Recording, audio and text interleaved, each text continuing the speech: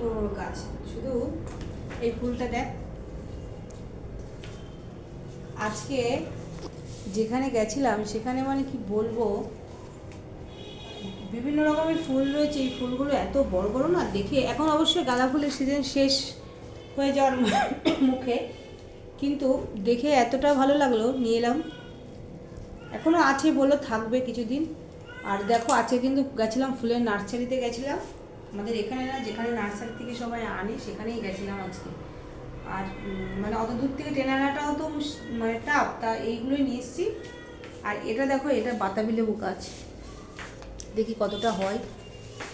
ফুলগুলো দেখো, এত ফুল নিশ্চয়ই দাঁড়াবে না, ঝরে যাবে, তো দেখা যাক কি হয়। এখানে অনেক আছে, ফুল গাছ আছে, ফলের গাছ আছে। ফলের গাছ অবশ্য বেশি পাইনি। আর এটা এটা হলো হাইব্রিডের করমচা গাছ, বললো নিয়ে নিয়ে এলাম, দেখি দেখা যায়। আমার এমনি আছে, দেশি করমচাও আছে একটা, দেখি। আর এটা তো ডালিম গাছ একটা আছে, আর একটা মানে ডবল ডবল করেই মানে আমার সব গাছ রাখি আমি, দেখা যাক কি হয়।